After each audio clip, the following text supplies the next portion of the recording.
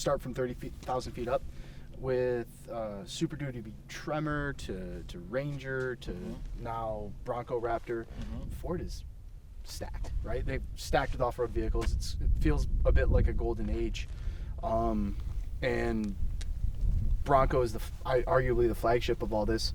Are you at all worried or concerned that you're going to have a crowded showroom here pretty soon? I don't think so. I mean, obviously, as you look at the industry trends, right, trucks and SUVs continue to gain market share. And so I think adding Raptor to the Bronco showroom, we always knew we wanted to take Bronco to the next level from a performance perspective. Adding a Raptor derivative made very logical sense. Okay. And exclusively with 37-inch tires and 4 doors.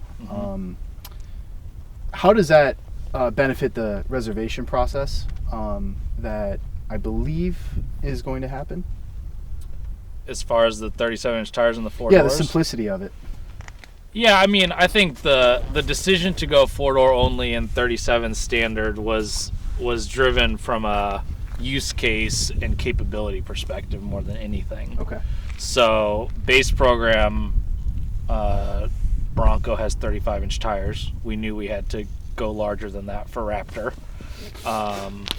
And additionally, I mean, as we talked about earlier today, right, this vehicle is really set up for rock crawling and high-speed desert, right? So to get that additional 1.6 inches of ground clearance to help in rock crawl events, one of the easiest ways to do that is to go with an upsized tire.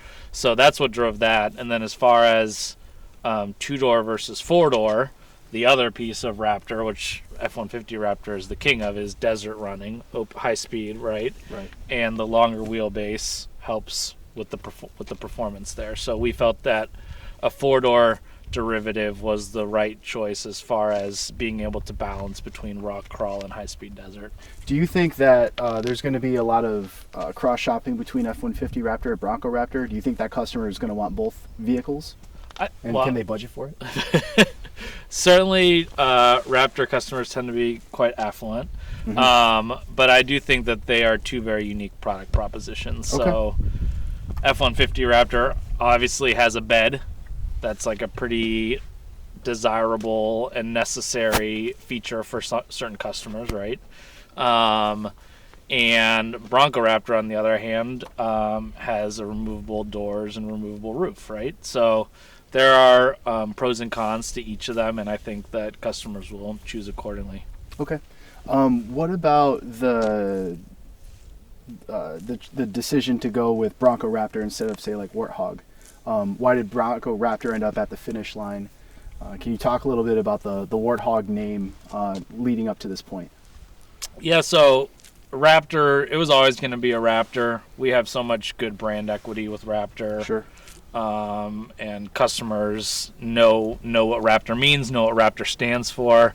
So for us to continue with and leverage the Raptor name, especially given how capable the vehicle is. I mean, it lives up to the Raptor name. It's got the goods to deliver. Was just a natural choice. Do you think that there's opportunity to use the Warthog name at all? I can't comment on a future product. Okay. Will Bronco Raptor customers have their own off-rodeo? We will have more news to share about off-rodeo later. That's okay. Something that we definitely are excited to report out on. Okay. And comment or not, will the off-rodeo customers be able to sample the Bronco Raptor? Yeah, again, we'll have more news to share on that later. What I can say is that off-rodeo or whatever driving school that Bronco Raptor customers do attend will utilize the vehicle's capabilities so awesome. They can experience them. Any motorsports plans to race a stock Raptor? We're gonna keep all that stuff a secret. Okay. As the segment grows and demand doesn't seem to be slowing down, do you think that the market would respond well to a $100,000 Bronco? So we've announced the starting price for Bronco Raptor. I think that was in the press release. So that's $69,995, including destination delivery.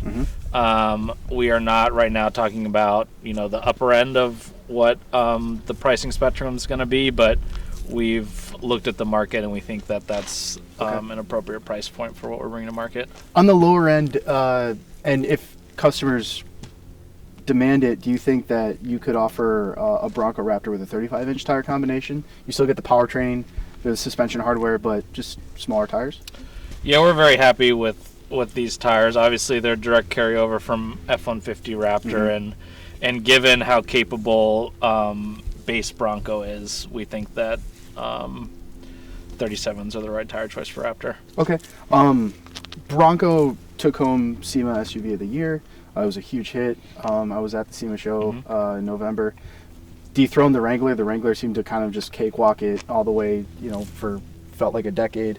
The breadth of the Bronco accessories at the launch was a big story. What will be the accessories play for Raptor? Great question. We are continuing to grow our accessory portfolio. As you saw at SEMA, right, we introduced a whole slew of accessories that were new for Bronco, and we're excited to continue to roll those out. I think Paul talked a little bit about kind of some of the accessory ready points that we might be able to leverage for Raptor as far as future accessories go, but we're going to keep those to ourselves for now until we're ready to announce them. Yeah. Okay. Any thoughts on chasing down the Wrangler 392? I think that the Bronco Raptor very much is in its own unique space. So I think the biggest takeaway from all this should be just how capable it is both at speed and rock crawling. And there really isn't anything else out there that's Ultra 4 inspired the way we've done Bronco Raptor. Okay. Esteban, thank you. Yeah, you That's bet. it. Yeah.